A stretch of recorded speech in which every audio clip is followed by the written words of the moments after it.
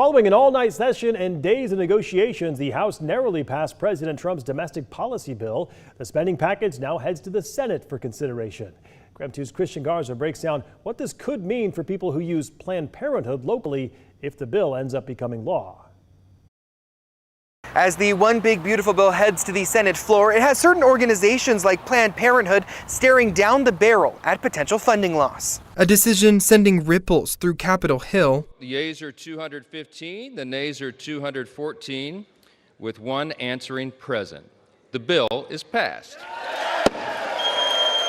Being felt here in the inland Northwest. But this fight is about keeping our doors open. Lindsay Johnson, the Chief External Affairs Officer for the Planned Parenthood of Greater Washington and North Idaho, says the organization needs to start preparing for the worst after the One Big Beautiful bill made its way narrowly through the House and gets one step closer to becoming law. The bill includes things like making Trump's 2017 tax cuts permanent, border security funding, and making cuts to Medicaid, while also prohibiting people on Medicaid from using it at clinics that provide abortions. Defunding Planned Parenthood will have deep impacts in our service region in the inland Northwest.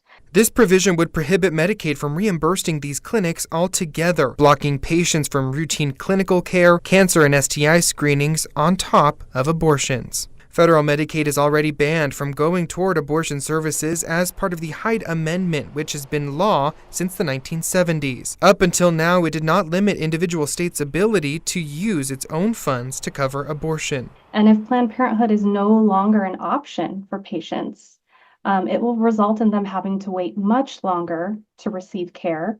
They'll have to travel further away to get the care that they need. Or they will go without having their medical needs met at all. Currently, there are 11 Planned Parenthood clinics across central and eastern Washington. Johnson says on average, they helped between 35,000 and 40,000 people in 2024, many of whom solely rely on Planned Parenthood for their health care services. Johnson says if the bill does end up passing the Senate, close to 200 clinics across the country are at risk, which is a third of their offices, and that the Planned Parenthood of Greater Washington and North Idaho has enough money in the reserves to keep the doors open for 1 year, on top of relying on things like fundraising and donations. After the bill passed the House, Speaker Mike Johnson says the hope is to have it on the Senate floor by July 4th, if not sooner. In Spokane, Christian Garza, KREM 2 News.